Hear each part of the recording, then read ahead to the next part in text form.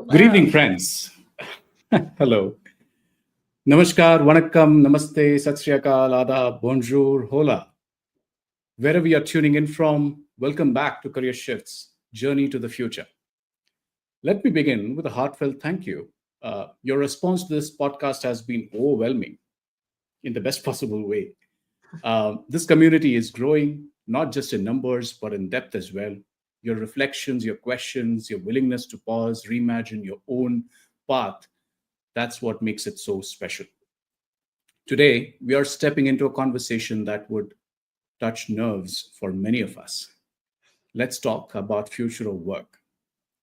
Ask any CEO or any CHRO today on what's keeping them up at night, and you will hear one thing: talent. We are struggling to find great talent, and the ones we already have, the great ones, they are leaving. Talent cycles are shifting. People are changing jobs more than often. Some are even walking away when they are at the top of their game. So, why are people leaving? Not the ones who are struggling, but not even the ones who are disengaged, but the ones who are thriving.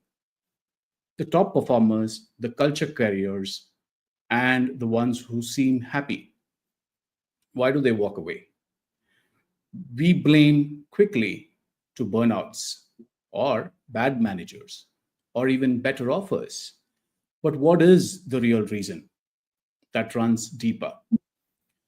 What if it is not about job, but the invisible signals that companies sense, the ones that whisper, this place is no longer for you? To unpack this, I reached out to someone who lives and breathes workplace culture, someone who has helped organizations rethink how they connect, lead, and grow their people. None other than Mary Unger. She is the CEO of Emergenetics International, a company redefining how we build human connection at work. Marie began her journey as an educator, teacher, principal, HR leader, and brought that mission into corporate boardrooms. She's helped teams become more self aware, more inclusive, and far more effective. In this episode, she pulls back the curtain on why top talent quits, even when they seem to be happy, the onboarding mistake that silently drive people out, what culture means, hint, not your values poster, how to create connection in a remote working world, and why culture fit might not be the worst hiring strategy you're still using. Might be this worst strategy that you're still using. If you lead teams, shape hiring, or care about building workplace that people truly want to stay, this conversation is for you. So let's dive into the episode 4 of the journey to the future. Welcome, Marie. Fabulous. How are you doing? Fabulous. Thank you, Gopal. It's great to be here. And as a part of the Career Shifts podcast, I think the conversation, anything that's thinking about future focus is powerful. And to your point at the very beginning, everyone's asking. And so Yes. just grateful to be here and have a chance to talk about our perspective and what we see happening in the workplace. So thank you. Wonderful, wonderful. So, Murray, before we start the whole conversation about workplaces, let's kind of put the spotlight on you. The theme of the podcast is career shifts. So, we can't really move forward without going through your career shifts. So, why don't you walk us through what your journey has been? Where did you start? And when did emergenetics happen? Anything that you feel is important from a career shift standpoint? Wow, fabulous question. Because yes, I've had a pretty significant shift in my career as I think about it. I thought my whole life I was going to be a school principal. I knew I wanted to be in education since the age of 10. So Wow. that's what I thought my future was going to be. And it started that way. I loved teaching. I love working with schools, with kids. I love working with parents. So everything about the learning and development process is something I think that has been very mission critical for me, and ultimately, honestly, has led me to the place I am. When I became a school principal, I actually was introduced to the work of Emergenetics. I was opening up a new school and was given the opportunity to think about, approaching collaboration and communication and productivity from a different lens than ever done before. And that was through Emergenetics. And so what I think is fascinating about my path is that I was first a practitioner. I utilized the work. I brought the work forward to our teachers, to our school community, even to our students, to be honest. There's a whole youth component to the work that we do. And when I saw the significant impact that it had, that within 3 years time, we were identified as one of the top performing schools in our region, in our state, in the United States. And so while at that time I never dreamed I'd be here, I have to credit the work of Emergenetics for what that did. So I became a believer. I think that's obviously what happens a lot of times. And I also believe strongly that when you believe in the power, again, kind of the mission of the work that you're doing, the purpose in the work that you're doing, it makes the work not seem so much like work. And so, yes, as I advanced in my career, I continued to use Emergenetics in my work. Again, witnessing in firsthand the power that it was having on the teams that I was collaborating with, et cetera.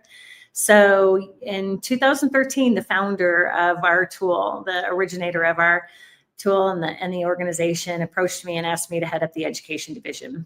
And at that time, I was like, I love this work. It was the right time, personally, professionally. Let's do this. And so had the chance to make a career shift, big jump from education to the private sector, but still got to work with educators. So that's where my heart, started. And I think that's why it was easy for me to make that jump. But then, and as she started to pull back from the organization and step more into a board role, and she asked me if I would then head up the entire organization, first as president and now as CEO. So again, never dreamed I would be here, Gopal.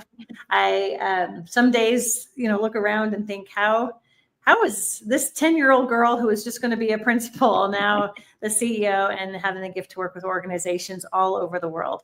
But again, I feel very fortunate to get to do work that I love and I believe in. So that's how I got here. Wonderful, wonderful. I just wrote a post this morning about the conversation that I had with an earlier guest on the podcast, and he spoke about belief. And you're bringing that up again. And we're going through an extremely, you could label things as good or bad, but I would say we are going through interesting times when it comes to the workforce. Yes. At least when it comes to jobs per se. And one of the biggest aspects that keeps coming back again and again is how do you keep your belief in yourself? Because if you don't have that, I think it will become a big challenge for people to believe in you. So I'm glad that you brought the point back as well. Let's kind of shift to the whole workplaces aspect of the conversation.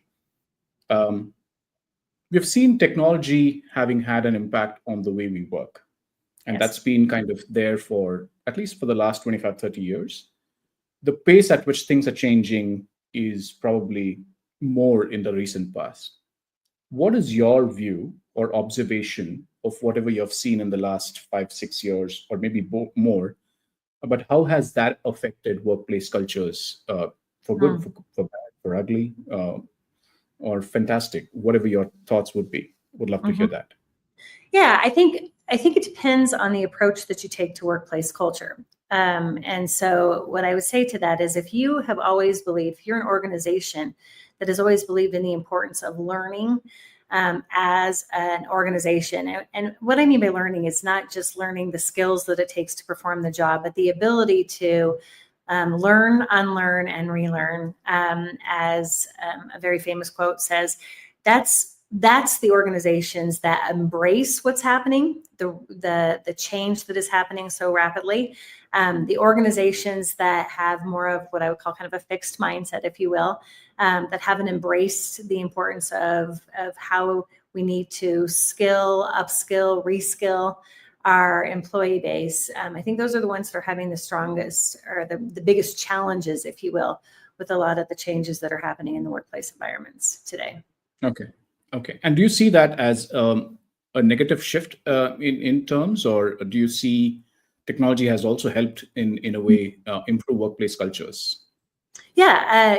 Well, obviously, I'm a person that's very human centric. And so what I see technology being able to do for us is help us focus on some of the more, and a lot of organizations, maybe it's more common to call it soft skills. At Emergenetics, I know we like to call it essential skills.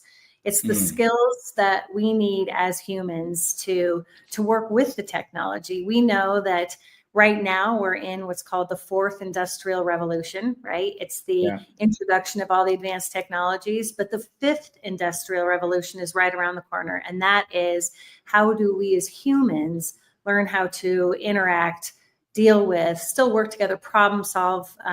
There's complex problems that still need to be solved, where, some of the technology we're being exposed to that is advancing our productivity may not necessarily be advancing some of the complexity of the problems, the establishing, relevance and credibility, things that are much more human in nature. And so I think the advancement of technology is actually providing something I believe so deeply in, which is the essential skills of humans in the workforce. It's providing almost a better opportunity to explore some of those key components.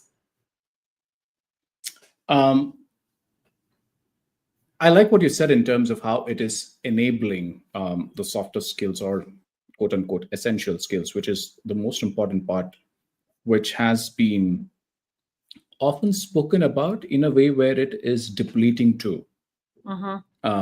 So lack of emotional intelligence, lack of empathy are things that are getting more louder in terms of, the challenges that they are creating in workplaces. And the topic of today's conversation is, why are top talent leaving? And that too at the peak of their career. Right. So if you were to focus a little bit more on your views on what's happening in organizational construct, why are people leaving? If you were to spend some time on that. Yeah. Well, one of the things we talk a lot about at Emergenetics is we're noticing that there's 4 trends that are happening in the workplace. You've already spoken to one, which is the introduction of advanced technologies. And again, if you're an organization that has put a what I would call your human strategy, your human capital strategy equal to your business strategy, then thinking about how those two things pair together is a way that supporting advanced technology is keeping people there. But if you don't do that, and if you're not thinking about what it takes to upskill, reskill, what's going to be the outcomes you need your people to help, help you, what are going to be the outcomes that your people will need to know to be able to then drive the business outcomes. Some of the top talent is saying, well, I want to learn, I want to get better, but if you're not as an organization there to support me. So that's one with the advanced technology. Interesting. I think the second thing to think about is what we call mass personalization.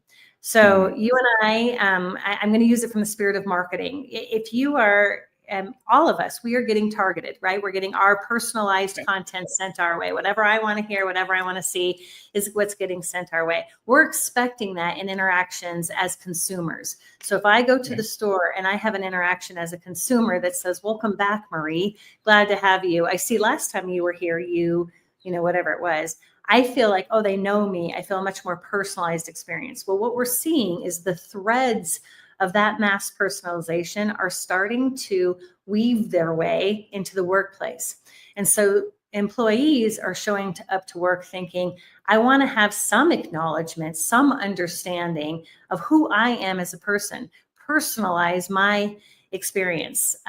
Part of what we do at Emergenetics is we talk about, it's founded based off of socioanalytic theory or social neuroscience. And what we know is that we are literally wired in our brains to want to have a sense of belonging. And what I mean by belonging, it doesn't mean necessarily to have buddies or have a social circle. It's how do I fit in the world, and am I valued for what I can contribute into the world? And so again, from a mass personalization perspective, if employees are showing up, even the leaders or people who are emerging leaders, the ones that we think are just on their way, if they're not feeling like a sense that they're being valued for who they are, that would be the second trend that we believe is impacting the workplace. The third one, which is very obvious, I think, to a lot of people, is the multi-generational workforce. We have 5 generations in the workforce today. And if you are putting people with a, and all of us, by the way, every generation believes that we are wiser than the ones that are behind us, right? And obviously, we think that we have more to contribute to the ones that maybe were ahead of us. So we all think that we're the best generation. But if you really dive into that and you consider, what does each generation expect? What do they want out of a workplace environment? What is their hopes simply from the way that they have experienced life to date? I'll give you a simple example. The way that we access information has changed significantly, right? Thanks to technology. Well, if you are somebody who is maybe a Gen X or even in the baby boomer generation ahead of that, if you're someone who it took a long time to access information, you had to work really hard to get that information. You have now built a perspective about work that means you need to work hard to get the information. You need to pay your dues to get to be elevated. But if you're from a generation, in Gen Z as an example, where information has been much more at your ready, much more at your fingertips, you don't necessarily have that perspective. You feel like I can get information and I belong at the table to contribute just as quickly as everyone else. So again, if there's generational differences in the workplace that aren't being acknowledged and or honestly established where we can have some common ground first, then I think some of our top people are the talent is leaving because they're wanting to go to a place where their generational perspectives are also being recognized. And then the fourth one, and you actually mentioned it briefly, Gopal, is what we're talking about with empathy. There's definite pendulum that happens in workplaces. And we go from being very, very business-centric, business outcomes, bottom line, ROI focused. And then sometimes, we've switched, we're way too empathetic. We haven't paid enough attention to the business outcomes. And so what we're finding is for a while, there was a societal almost shift towards more of that business outcome. And then people are saying, well, what about the people? And then we almost went too far to the people. It was like, to your point, you said something about, well, just keep hiring for your business culture. And we've got our norms up on the wall, and that should be what we do. But are we really doing the right thing by people? And it's navigating that balance is probably the most important thing. So if people, the human-centric part of your organization, does not recognize or feel kind of that balance, then that's another reason that we're finding people are leaving the workplaces. So, all very interesting and very relevant points. Like I've worked in organizations where the mass career customization or personalization was put into use, and it really became a very powerful tool to retain, even attract for that matter. And today we are in a situation where there is literally zero, I would say, if not any other number, tolerance for any kind of customization or personalization, which is unfortunate. I'm sure, I think after people listen more and more of conversations like this, they would try to focus on a bit of that. But I like the point that you said, which is, of course, often spoken about quite a lot, which is on the multi-generational workforce part. Mm-hmm. But spoken in a manner which is not constructive, which is basically one generation trying to call names to the other generation. Oh, yes. The names have been called. Yeah, for sure. And that really doesn't really help at the end of the day, right? And it does affect the team dynamics quite a bit. Yes. I've known of senior leaders who have said, oh, Gen Zs and Gen Alphas, or Gen Zs, at least for now, aren't as loyal as we were, or aren't as hardworking as we were. Yes. And I think it's a bit of a bias that exists on that part, or perhaps spoken in a slightly looser manner than how it should be. What are your views? And are there things that organizations can do differently on that part to ensure that the culture doesn't really go down because of this? And any interventions that comes to your mind that could help here?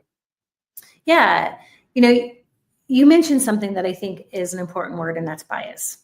And one of the things we talk a lot about at Emergenetics is how do we try, and it's a challenge, I recognize it, but try to eliminate bias in workplace settings, because we bring in our own stories, right? We bring in who we are and our belief systems, and we want to still honor those belief systems, but we want to also recognize that with those belief systems can sometimes create some bias, and we want to open up some channels to help at least the communication, collaboration, and productivity be a space that is free of bias. And so one of the things that we talk about in the spirit of diversity is what we call cognitive diversity. So you've got diverse generations, you've got cultural diversity, you've got gender diversity, et cetera. But you have diversity in the way that you prefer to think and the way that you prefer to behave. In fact, from work that we do at Emergenetics, we know that 85% of the population thinks differently than you. And so if you layer that all together, the differences are greater than the strengths sometimes. And I think that is an overwhelming challenge for leaders these days. But what we would say is, if you at least understand the cognitive diversity, there may be some factors. So, and I'm going to speak a little bit about some of the language of Emergenetics, if you don't mind, give me Sure. the grace of that. But for example, Emergenetics, as we think about, if I understand that I'm a highly analytical thinker, I like to do work that's highly analytical, complex problem solving. I get energized by efficiency. I want the data, the numbers. And I find somebody who potentially is in a different generation, but who also is an analytical thinker, who gets energized by numbers, who gets energized, through efficiency, the same kind of things. That's at least a place to start the conversation, because we both have similarities in the way we prefer to think. Now, what does that look like? Then how do you show up to work and how do I show up to work? So we can start to have more transparent conversations and get to a space of more mutual understanding, or at least respect and tolerance, that allows us to work together without kind of the slinging of names or the critical components that can come with all those variances in the workplace. So I guess what I would say is our primary strategy that we talk about with Emergenetics is if you understand and respect the cognitive diversity, the differences with which we think and behave, and then you work to seek first common factors. Where are you and I aligned? Even if we may be very different in other ways, let's start the conversation at the floor with where we might have similarities in our thinking and behaving, and then you can build from there. We're finding that's what opens the doors to conversations that are absolutely transforming workplaces. Wonderful. I think it would be a very important point for us to, do a bit of a double click on what Emergenetics is, because I'm sure when people hear this, they would probably have a perspective about what Emergenetics is and what it does, and what the organization in Emergenetics is, and what the tool that you're talking about. So. Yeah. Let's spend some time on how that works in a workplace environment. I'm sure a lot of HR practitioners who listen to this at some point of time would have a perspective on having used assessment tools in the past. Yeah. How would this be any different, if at all? Yeah. In what context and settings would Emergenetics be used? I think if you can spend a little bit of time on that, it would really help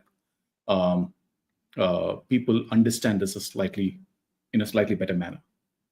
Yeah. Well, let me start with maybe a personal example, because as I said, I was a practitioner to start. So Yes. my real story is that when I was first exposed to Emergenetics, my boss at that time said, I think you should learn about this Emergenetics thing. And I probably shouldn't say this as the CEO, but to be completely honest, I was like, how is this any different than any of the other things that I've done in my past? I have done a lot of other personality assessments, and I won't name those, but we all have. We've been exposed to that. So I I honestly came into my first experience in a pretty skeptical place. And then what I learned about emergenetics is how it was different than some of those other things. So yes, it does start with the psychometric assessment, which again, we've all had a lot of exposure to that.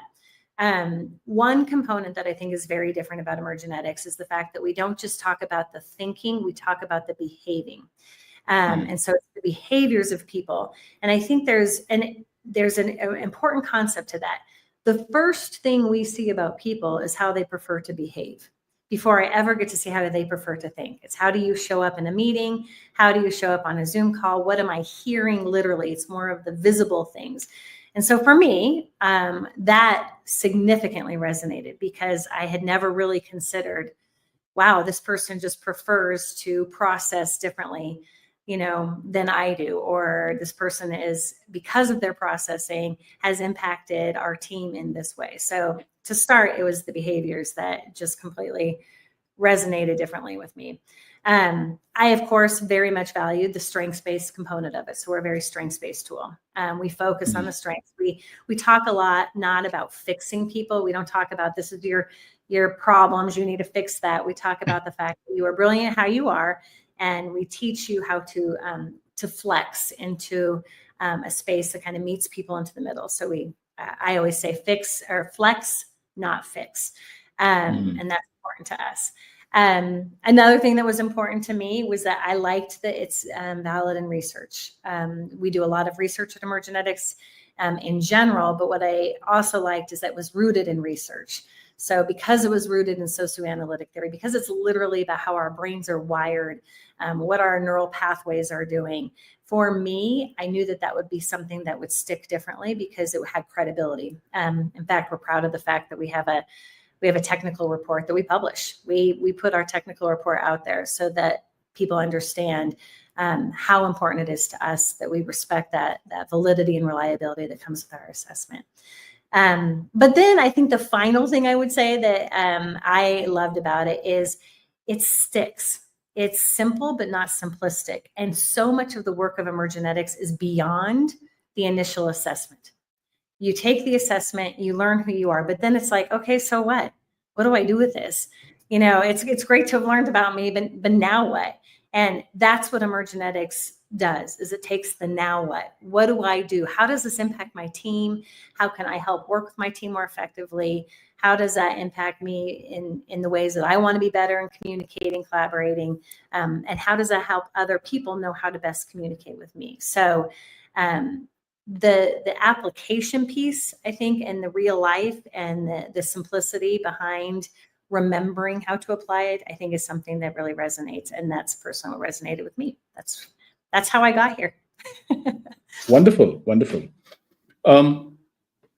I want to take a slightly more, application-oriented view on this, where if I were to take a look at the context from an India standpoint and look at the kind of organizations that we have. We have public sector units, large enough in nature, a lot of people doing variety of roles, largely hierarchical, and there is a particular way in which growth happens. There's a particular way in which the induction happens. Then you have manufacturing organizations, very different in nature in terms of the kind of talent, what do they do, how do they show up, etc. Then you have services organization. In that you have functional differences as well as industry-based differences. The new age GCCs, as we all have heard, global capacity centers or capability centers, are another variation of it. In which of this area or which of these organizations would you have a best use case for emergenetics? And the reason why I ask this is often from a practitioner's perspective, there is a view that our industry operates very differently. We are very different. It would not, work in our context, right? So the context is very, very special to every industry. What would your thoughts be on that part, on application of emergenetics in there? That's a great question, Gopal. And I think I'd like to answer that in two different ways in general. One is, it is an ongoing challenge for our marketing team because our total addressable market from an emergenetics perspective is literally everyone. Because everyone, including schools. I mean, it's literally everyone. And so what is important to note is when you're in anytime you need to work with humans, you can benefit from emergenetics. So I would start by saying we take a very global, big picture perspective to that, because it's important that in our world as a global, we have regional offices, headquarters are certainly in the United States, but we have regional offices in the Asia Pacific region. We have regional offices in the Europe, Middle East, and Africa. So we want to make sure that whatever we're doing is global in nature and that we consider that first and foremost. The other thing that I would say when it comes to a way to think about it, no matter your industry, is that we really think about the leadership role behind no matter the industry. So oftentimes what happens is people get promoted into leadership positions because they were very good at their job. And when you're good at your job, you get promoted. But translating that to the employee base to motivate them to be good at their job is not necessarily a skill that was built or developed as people became leaders. And so something we focus on is how can we help you translate what you were so good at in a way that now all of your direct reports can be motivated and engaged in their work. But simultaneously, leaders often have to translate what's coming from the top. They have to be able to translate the vision, the direction, where are we headed? And so again, we focus on kind of that role that it takes to be that translator. And what we often say is, if you think of translations literally, you have to be able to speak the language of somebody else. Well, for us, that language is the cognitive diversity. It's how does your individuals prefer to think, behave, and therefore learn so that you can be that translator for people. So that's one response to your question. The second is, while we take a very global perspective, a global-minded perspective, we also recognize there definitely are nuances in different regions in the world. There's nuances in different industries in the world. And ultimately, we love to research. And so we're constantly wanting to do case studies. We're working with other areas. And since I've become CEO, I've started a department at Emergenetics that is solely focused on business intelligence and analytics, and helping to come up with some of those case studies, those nuances that might be really specific to different niches or different regions or needs, within our whole global sector. So we may not have all of that done, as you can imagine. That's, this is a very large globe of ours, but we're committed to wanting to learn more about that and continue that learning process. So. Sure. Well, I hope people listening into this would reach out to you and ask you for probably doing study on their organizational teams and see how it works for them. We'll welcome you. If you're willing to jump in with us, we'll welcome you. So that's great. Wonderful.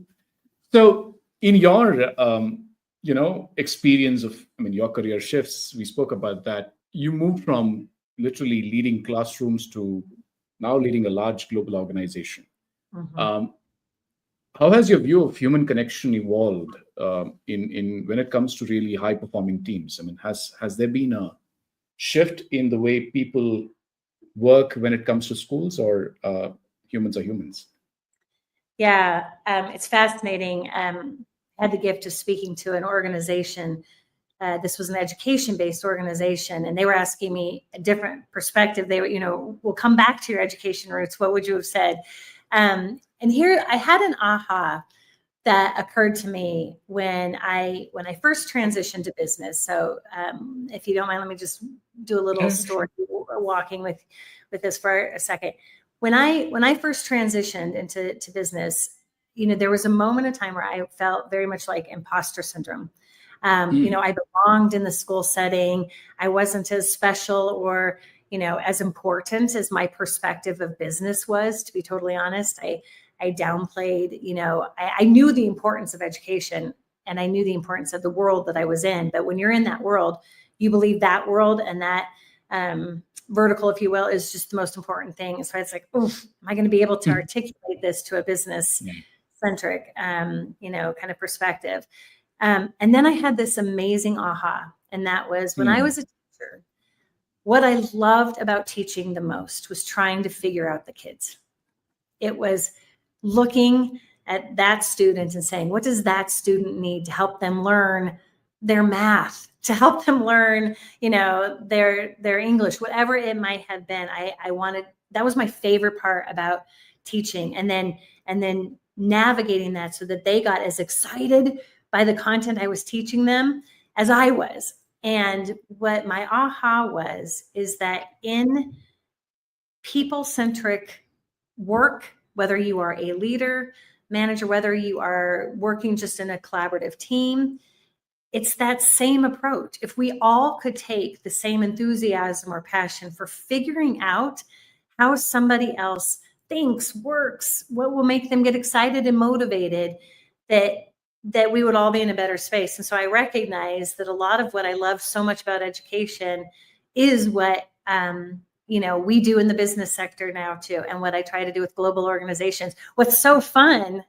you can tell I get excited about this, Gopal. What's so fun for me is to think about the global nature. Where are we as humans connected, even though we may have had such different experiences in our lifetime? There's still an element of human connection. And if we only were willing enough to take the time to figure that out, how much, well, honestly, better the world would be, but for sure, how much more effective we'd be in our workplace environments. True. One of the words that is coming to my mind when you're sharing this is the whole aspect of belongingness, right? Mm-hmm. A lot of organizations today are investing in programs that certify them on great places to work, which is fantastic. Mm-hmm.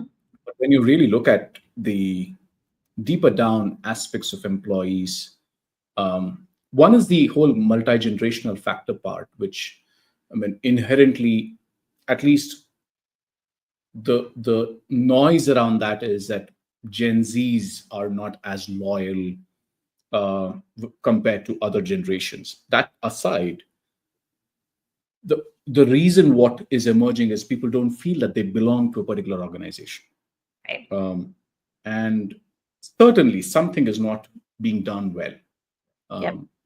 And everyone is trying to put their hearts together, minds maybe, hearts not sure, together to figure out what's going wrong. What are your views on that part? Like, what is it that the organization is missing? What should they do to bring that entire sense of belongingness as a result? Yeah, one of the components we talk about is, we've got these 21st century equipped workplaces, or we're trying to become even more savvy in the workplace environments that we have. But it's built atop 20th century management, which is ultimately built atop almost 19th century approaches to leading and managing people. And that is often, very hierarchical, do it my way. But if you continue to do that, you are not going to create a sense of belonging, because doing it my way has nothing to do about why I belong here. And so right. So I think what we talk about at Emergenetics, at least, is the importance of matching your 21st century business practices, business principles with 21st century people principles, some of the leadership skills that are needed, and to navigate all those different components that come with us being humans, and investing in that just as much as you've invested in those business skills. So as businesses come up with their bottom line, their goals for the year, they're driven by the profit.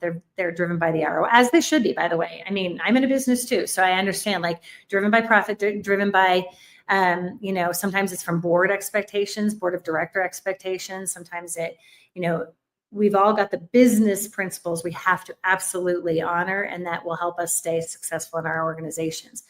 But we spend a lot of time analyzing that data to set those targets, and then we delegate the work to be done so that we supposedly get it accomplished. If we spent I would say just as much time, but at least a good portion of the time thinking about the same thing. So if this is what we need to accomplish as a business, then let's do the same type of evaluation on our people. Let's spend some time analyzing our existing staff, or really analyzing the skills that will be needed by our people in order to accomplish that target. Let's talk about how do we prioritize what those skills will be and develop as needed. That's the upskill, reskill our employees as needed, so we can prioritize that, so that we can then put an emphasis on that development of our people, and making sure that you see the connection between the real statistics behind how belonging impacts overall bottom line. I mean, there's some very interesting stats out there that talk about belonging and job performance, job productivity. I like to talk about time in the workplace. A lot of times we hear people say, I just don't have time to try to figure out the people. I don't have time to spend on the people stuff. But what I would say is it may take a little bit of time up front, but we know it'll accelerate time down the line when people know that they're being spoken to in a way that and worked with in a way that resonates with them. So Wonderful. On that part, workplaces in itself has evolved. What used to be brick and mortar style of working in the past has now kind of become hybrid, for the lack of a better word, because we're kind of now in a globally distributed team. We have large organizations having presence around the world. There is need for you to collaborate across the borders. By virtue, you cannot have every team member sitting in one office and work, right? Right. And you can't, of course, afford to travel for work every day. So by design, I think in the last decade or so, we have, or more than that for that matter, moved from traditional brick and mortar style of working to online and hybrid ways of working. COVID just accelerated to a different proportion. Absolutely. Right. And human beings still thrive on the touch, the feel, the part of being able to talk to someone in person. I would have loved to do this in person, by the way, but same, by the way. But at the end of the day, how do we make what should the organizations and leaders be doing differently? And is there anything that Emergenetics has a role to play in that, to be able to adapt well to the hybrid working model and still maintain the sense of belonging in that model as well? Yeah. Well, first of all, I think that there's always the effort that comes with that. It's going to take effort. I think what did happen as our hands were forced because of the pandemic, I think we scurried to figure out productivity tools around the hybrid environment. So a lot of things that people were looking for was how can we be how can we measure productivity? How can we make sure the productivity is happening? Those types of things. But what I think we may have missed the opportunity was to think about the collaboration tools that are a part of that hybrid environment as well. So honestly, Gopal, I having times just to connect with you, it doesn't have to be about always the productivity measurements, as well as making sure that they have the opportunity to set aside some very intentional face-to-face time to just connect. Now, what we know at Emergenetics is that different people will, when they go to a meeting, will approach things very differently, right? So we already know that whether you were in person or whether you're virtual, there are going to be people who come into the meeting and say, how long is this going to take? I've got things to get done. Can we get this over with? Let's cut to the chase, right? But then there's other people where the connectivity matters and they want to have that opportunity. Can we just check in really quick? How is everybody? And when you are in person, that can often happen for those people intuitively, like almost in their gut. There's some science that does talk about the gut brain and how the gut responds to kind of the nuances of people when they're in a physical setting. To recreate that gut kind of sense or that opportunity to connect in on a virtual platform takes a lot more intentionality. It takes a quick, maybe check-in question. And I don't mean, something lengthy, but it can be something, just a fun way to connect people to start off meetings. And it's just the intentionality behind that, that we say, if you want to really create that sense of belonging. But it's also, and remember, belonging doesn't have to be about human connection. Belonging can be about understanding how I contribute or how I fit into the workplace. So for those people who do like to have the face-to-face, I get that gut sense, I want to be around people, that's one way for them to belong. But it's also acknowledging what I just said. Hey, and I recognize that 3 of you would rather we get through this very quickly so that you can get back to work. So give us 5 minutes. And what we talk about at Emergenetics, something called naming and noting. And it's literally, if you can just name it and note what it is that we're trying to address, so that all of the different ways we prefer to think and the ways we prefer to behave are being addressed in a meeting, then you can go, okay, this is my time. I love this part of the meeting. And then you can be like, okay, this is my time. I gotta lean in and try and stay focused because this is my least favorite part of the meeting. But if you've named it and noted, at least everyone is feeling honored for what they bring to the table. Wonderful. That takes me to a question that we started this conversation with, which is the culture. And often we see that the culture is more of what is written in onboarding documents or perhaps on the walls of the organizations. But also what we have observed is that it differs. Certain levels have a certain leeway on doing certain things a certain way, but when it comes to people in general, the rules are different and kind of creates a bit of a friction. Culture is a challenge, which is something that has been observed, spoken about very openly in the recent times. Add the toxicity part of it, becomes even more interesting conversation to be had.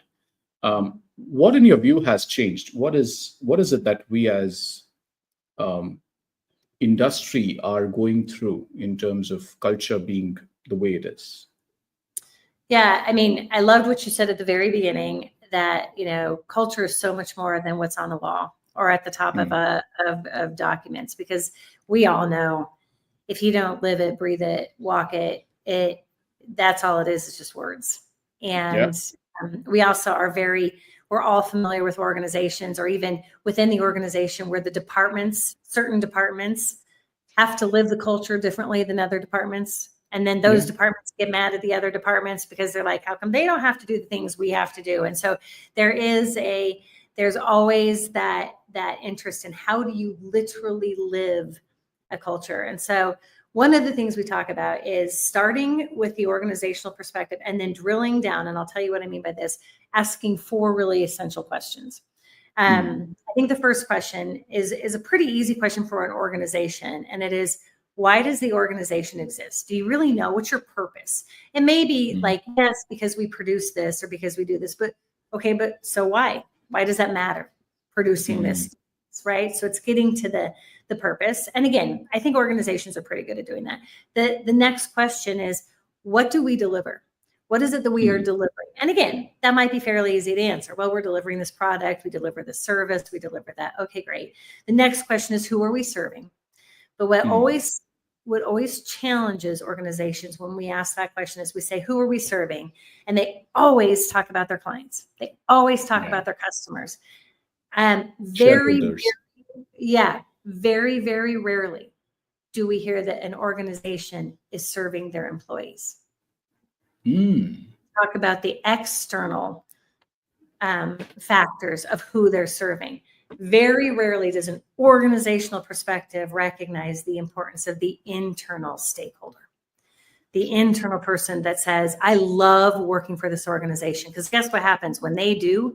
Retention's easier, recruitment's easier, because people want to go work there because they know it's a good culture.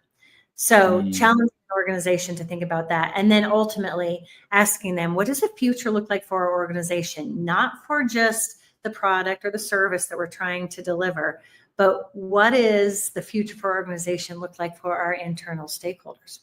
What do we want them to think, as they come to work 10 years from now? So starting at the organizational level and then drilling down into asking departments to do the same thing. Why does our department exist? Why does this organization even need an L&D department or an HR department? What is our purpose? What do we deliver? And do different people have different definitions of what our purpose is and what we deliver? And how do we make sure people understand that and we get in sync with that? Who are we serving? What is our future look like? So that those conversations, if you think about culture, that's how you live it when people really drill down into not just the organizational perspectives, but what is our department, maybe even what is my team, you can even get down to the individual level. So those 4 questions are pretty critical, we would say. Incredible. I think you've just given us a blueprint of how to define good culture, perhaps, which is something that I'm sure about the fact that this part of the conversation is going to get maximum impressions. Oh, good. People would love what you just said.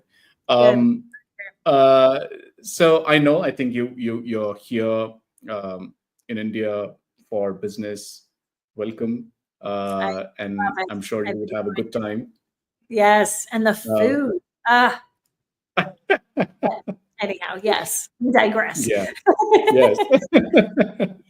So, and then I also know that your team is waiting for you to have the dinner, but just let's kind of quickly wrap this conversation up. And I can't end the show without doing a quick rapid fire.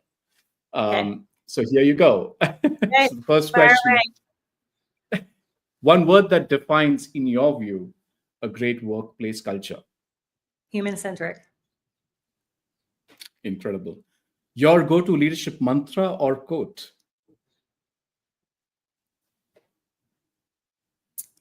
Well, my favorite quote is long, and so this is rapid fire, so I want to make sure. Okay. Just believe in the incredible power of the human mind, of doing things that make a difference, and investing in people. Just believe in that incredible power, that energy.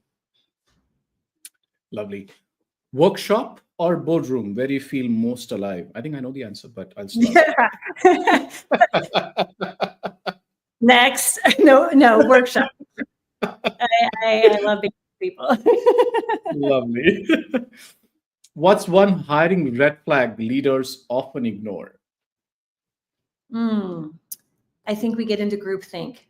I think leaders often like to hire somebody who are like, oh, that made a lot of sense. You were speaking my language, and not recognizing the importance of cognitive diversity on a team. Wow. True that. And I've seen that happen quite a bit in many organizations. In fact, I think the whole aspect of having 10 rounds of interviews also, in a way, takes care of that, but still also complicates the whole process from an experience standpoint. Yes. So with that, the last question: if you could redesign one part of employee experience tomorrow, what it could be? I feel like I just spent an hour talking about it. Maybe another episode. Just rewind and hit play, and that's I mean, like I said, I think, what I just left you with, I think is, first of all, making sure that when you're asking who do you serve, you think about the people within your walls. And then also when you're thinking about leaders, emerging leaders, the people who, they're right there, making sure that you spend the time investing in their skills to be able to translate, because ultimately that's what it is. It's about translating the work and translating the vision. So, yeah. Wonderful. Any parting thoughts for the audience who would listen to this? Just first of all, anyone who's listening to this obviously cares about the environments that people are working in. And so you started this podcast, Gopal, with a thank you for the listeners. I'd like to end it with just a thank you for the listeners, because, anyone who cares about the environments where Yeah. people are going to work every day, that's making progress. And sometimes this work that we do is it transcends greater than just the workplace. Sometimes it's the stuff that we do at work that actually starts to have an impact that we see outside of work in our environments and cultures. So just a huge thank you for the time. Wonderful. Well, thank you for taking time out of your busy schedule. Being in India, I know the food is waiting, so I'll let you go. But thank you for doing this for us. I think it's an important conversation that was meant to happen, and I think the more we speak about topics like this, the more awareness builds, and also if we don't talk enough, then I think things will remain as is. So thank you for doing this. Really appreciate the time.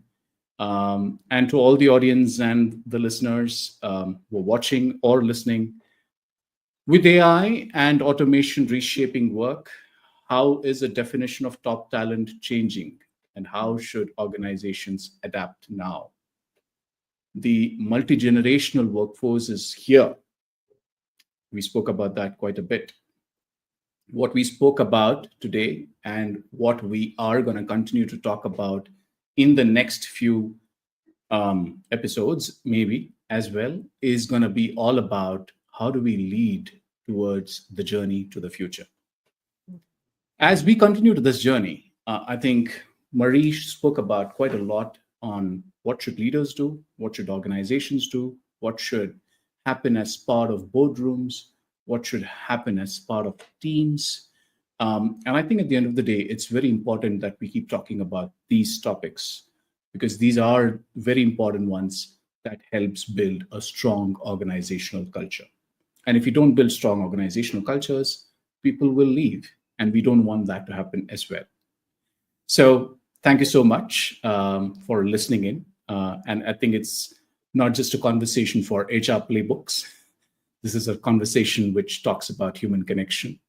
It's about those small moments, the check-ins, the conversations that we have in the water cooler or cigarette breaks, as we typically talk in the Indian context, about how we lead and how we build trust, or what we do to erode those as well. And maybe, just maybe, this conversation was another mirror, a moment to ask ourselves this very important question. Are we creating spaces where people want to stay, or are we unknowingly giving them reasons to leave? To everyone listening in, leaders, founders, managers, this is the future of work. Not just tech-enabled, but human-centered. Not just about keeping talent, but also about deserving it to be.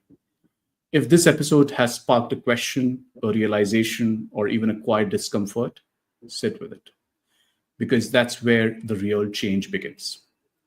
There's more to come, more stories, more shifts.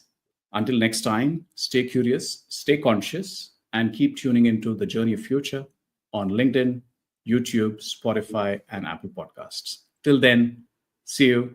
Talk to you soon. Bye-bye. Thank you.